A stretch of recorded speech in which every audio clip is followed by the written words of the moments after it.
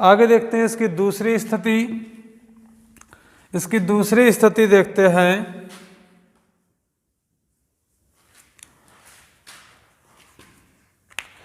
दूसरी स्थिति देखें, दो वस्तुएं हैं जिसमें एक का द्रव्यमान m1 और दूसरे का m2 है, और हमें ये भी पता है कि m2 का मान अधिक है m1 से। बट हमें ये पता नहीं है कि दोनों के वेग में किसका वेग अधिक है, इसीलिए हमने इनको v1 और v2 मान लिया। ये तो हमें पता है कि दोनों अलग अलग वेग से चल रही हैं, लेकिन ये पता नहीं है कि किसका वेग ज़्यादा है और किसका कम है। लेकिन द्रव्यमानों में हमें पता है कि दूसरी वस्तु का द्रव्यमान अधिक है पहली वस्तु से, और वेग दोनों के अलग अलग v1 और v2 हैं। यदि दोनों वस्तुओं के संवेग बराबर हो जाएं, यदि दोनों वस्तुओं के संवेग बराबर हो, p1 = p2 हो, तब p1 बराबर क्या आ जाएगा, m1 v1, क्योंकि पहली वस्तु का द्रव्यमान m1 और वेग v1 है, और p2 बराबर आ जाएगा m2 v2। इसको बटे में ले आएंगे तो आ जाएगा, देखिए v1/v2 बराबर आ जाएगा m2/m1, ये आ जाएगा। अब देखिए हमको पता है कि m2 है m1 के, यानी m2 का मान ज़्यादा है m1 से, दूसरी वस्तु भारी है पहली वस्तु से। तो इस अनुपात को देखेंगे तो v1 के व्युत्क्रमानुपाती है m1, यानी इसका उल्टा है।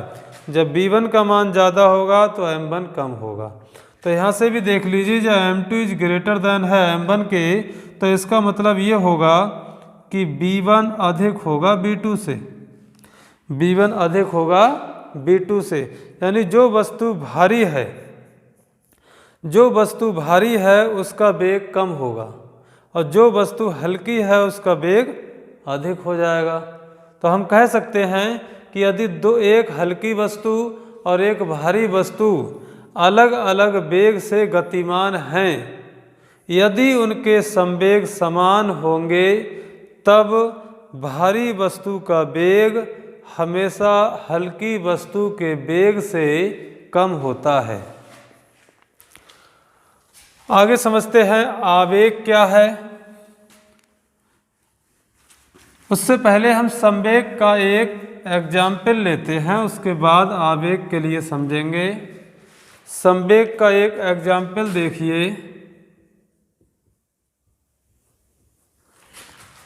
माना दो कण हैं जिनके द्रव्यमान दिए गए हैं m1 बराबर 2 किलोग्राम और m2 बराबर दिया गया है 3 किलोग्राम। दो कण हैं,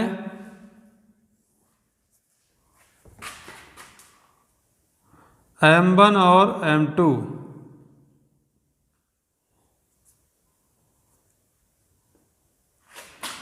जिनके द्रव्यमान दिए गए हैं, और इन कणों के द्रव्यमान केंद्र की स्थिति दी गई है। इसको बोलते हैं RCM।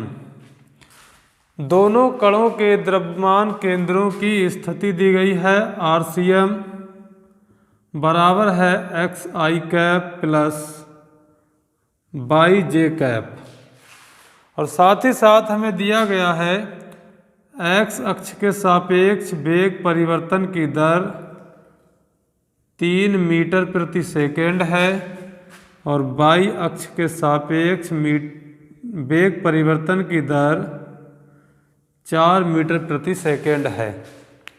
फिर से समझिए, दो कण हैं जिनके द्रव्यमान दिए गए हैं 2 kg और 3 kg, और इन कणों के द्रव्यमान केंद्र की स्थिति दी गई है, और x अक्ष के सापेक्ष वेग परिवर्तन की दर और y अक्ष के सापेक्ष वेग परिवर्तन की दर दी गई है। तब हमसे पूछा गया है द्रव्यमान केंद्र के लिए संवेग का मान ज्ञात कीजिए।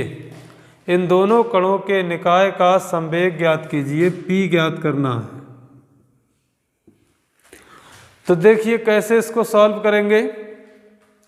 जो स्थिति दी गई है RCM equal to x i cap plus y j cap, ये स्थिति है, इसको विस्थापन भी बोलते हैं। इसका एक बार अवकलन कर देंगे तो ये आ जाएगा D R upon D T, समय के सापेक्ष आई कैप ऐसी रहेगा D X upon D T plus J cap ऐसी रहेगा और बाई का हो जाएगा D Y upon D T. तो ये जो D R upon D T है ये क्या हो गया, स्थिति परिवर्तन की दर या विस्थापन परिवर्तन की दर।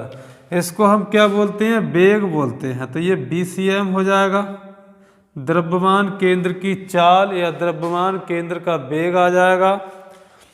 यहाँ पर देखिए आई कैप ऐसी रहेगा, इसकी वैल्यू दी गई है, कितनी दी गई है 3, और प्लस जे कैप ऐसी रहेगा, इसकी वैल्यू दी गई है 4। तो BCM इक्वल टू आ गया 3 आई कैप प्लस 4 जे कैप। अब देखेंगे इसका संवेग हमें ज्ञात करना है। तो संवेग का सूत्र क्या होता है, P बराबर mb,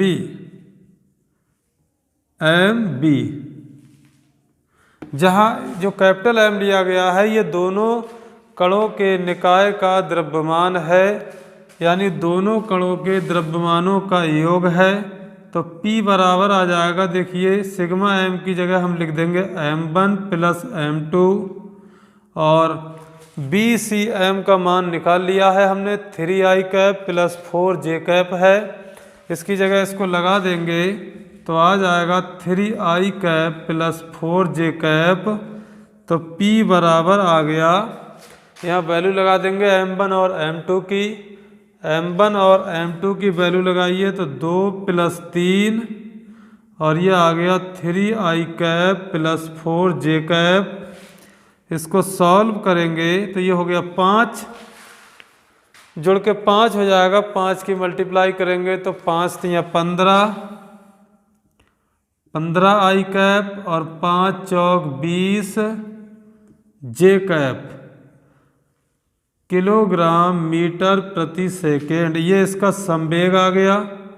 इसका मापांक अगर हम ज्ञात करना चाहें संवेग का, तो इसका मापांक भी हम ज्ञात कर सकते हैं। देखिए मापांक कैसे ज्ञात करेंगे, संवेग का परिमाण ज्ञात करना है इसका। तो इसके लिए अंडर रूट में जो सदिश रूप में दिया गया है आई का गुणांक प्लस जे का जो गुणांक है, इनके वर्गों का योग ज्ञात कर लेते हैं। जैसे आई का गुणांक है 15, तो 15 का स्क्वायर और प्लस 20 का स्क्वायर। इसको हल करेंगे तो ये आ जाएगा 225, और 20 का स्क्वायर हो गया 400। इसको सॉल्व कर देंगे तो P बराबर जुड़ के हो गया 625, और 625 का वर्गमूल आ जाएगा 25, और मात्रा किलोग्राम मीटर प्रति सेकेंड। तो ये द्रव्यमान केंद्र के लिए संवेग का परिमाण आ गया। आगे समझते हैं आवेग क्या है। आवेग क्या है इसके बारे में समझते हैं।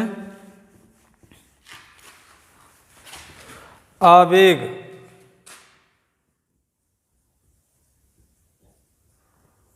इंग्लिश में बोलते हैं इम्पल्स।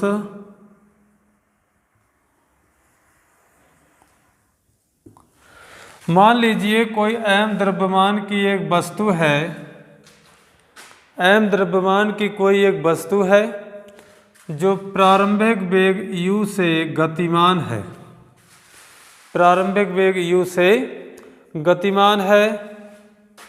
इस वस्तु पर कुछ क्षण के लिए एक बल F लगाया जाता है, मान लीजिए डेल्टा t समय के लिए लगाया गया है। m द्रव्यमान की कोई वस्तु प्रारंभिक वेग u से गतिमान है। इस वस्तु पर जब कुछ क्षण के लिए या कुछ निश्चित समय के लिए अर्थात डेल्टा t समय के लिए एक नियत बल F लगाया जाता है, तब वस्तु का वेग u से b हो जाता है। वस्तु का वेग u से b हो जाता है। तब न्यूटन का द्वितीय नियम होता है F बराबर ma। तो F बराबर आ जाएगा m, और a क्या है, यहाँ त्वरण है। त्वरण की परिभाषा अभी हमने पढ़ी, वेग परिवर्तन की दर को त्वरण कहते हैं। तो वेग परिवर्तन हो गया b माइनस यू, और बटे समय अंतराल, और समय अंतराल है डेल्टा t। इसको और आगे सॉल्व करेंगे तो F इक्वल टू आ जाएगा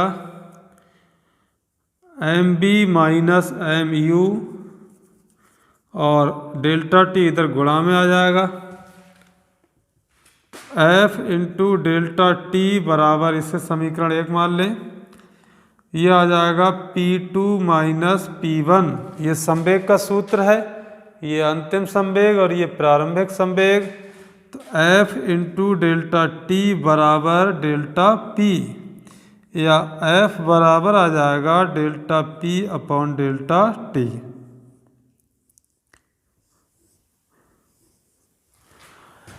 तो जो F इंटू डेल्टा टी है, इसी को हम संवेग कहते हैं, I से प्रदर्शित करते हैं। इसे किससे प्रदर्शित करते हैं? I से। I क्या है यहाँ? आवेग है। I आवेग है। इसको इस सूत्र के द्वारा हम परिभाषित कर सकते हैं।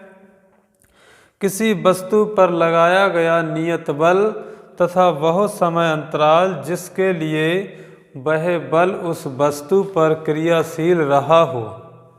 किसी वस्तु पर लगाया गया नियत बल तथा वह समय अंतराल जिसमें वो बल किसी वस्तु पर क्रियाशील रहा हो के गुणनफल को आवेग कहते हैं।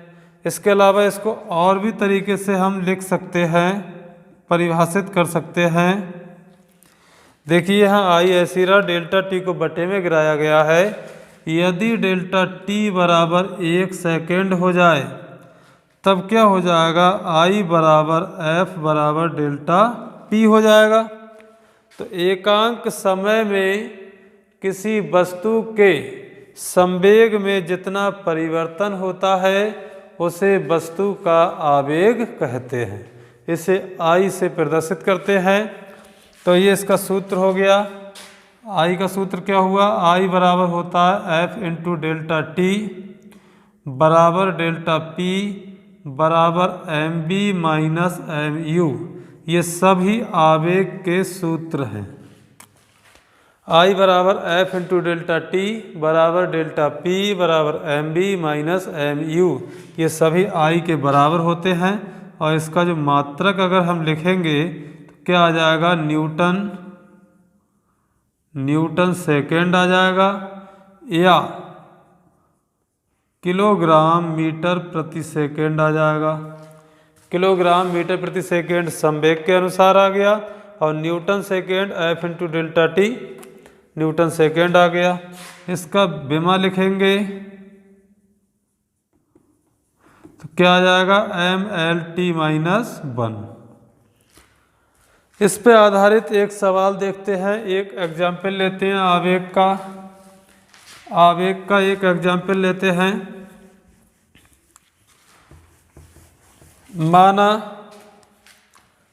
माना कोई 3 किलोग्राम की कोई वस्तु है, या गोली मान लीजिए। 3 किलोग्राम की कोई गोली 10 मीटर प्रति सेकेंड के वेग से, ये कोई गोली है जो 10 मीटर प्रति सेकेंड के वेग से किसी लकड़ी के टुकड़े पर दागी जाती है, और लकड़ी के टुकड़े पर पड़ने के बाद ये इसके भीतर 10 सेंटीमीटर गहराई तक धंस जाती है। तो इस स्थिति में वस्तु का आवेग ज्ञात कीजिए। I क्या ज्ञात करना है? वस्तु का आवेग ज्ञात करना है। ये कोई वस्तु है जिसका द्रव्यमान 3 किलोग्राम है, 10 मीटर प्रति सेकंड के वेग से किसी लकड़ी के गुटके पर दागी जाती है, और ये गोली लकड़ी के गुटके में 10 सेंटीमीटर गहराई तक धंस जाती है। तो इस वस्तु का क्या ज्ञात करना है? हमें आवेग ज्ञात करना है। जब वस्तु लकड़ी के गुटके के भीतर 10 सेंटीमीटर गहराई तक धंसेगी तो धंसने के बाद इसका वेग जो होगा वो अंतिम वेग क्या हो जाएगा? शून्य हो जाएगा, यानी घट जाएगा, तभी 10 सेंटीमीटर पर जाके रुक जाती है। तो हमारा सूत्र क्या था, I बराबर MB माइनस MU आवेग का, M कॉमन ले लेंगे तो B माइनस U, M का मान है 3, B क्या है 0 है, U का मान 10 है, तो I बराबर 3 × 30 और मात्रक हो गया, मात्रक क्या हो गया, न्यूटन सेकेंड। अब I का मान ऋणात्मक है, यहाँ I का मान ऋणात्मक है, ये क्या प्रदर्शित करता है कि वस्तु का वेग जो है वो लगातार कम हो रहा है। जैसे मान लीजिए I का मान धनात्मक होता तो वस्तु का वेग बढ़ रहा है, I का मान ऋणात्मक है तो वस्तु का वेग कम हो रहा है, और I का मान 0 आ जाता तो वस्तु एक समान वेग से गति करती। देखिए यहाँ पहले वस्तु का वेग 10 था और बाद में घट के 0 हो गया, इसीलिए I का मान ऋणात्मक है। तो आशा करते हैं आज का वीडियो आपको पसंद आया होगा। यदि वीडियो आपको पसंद आया है तो वीडियो को लाइक और शेयर कीजिए। यदि इसी तरीके के वीडियो आप चाहते हैं तो हमारे चैनल को सब्सक्राइब कीजिए। Thank you.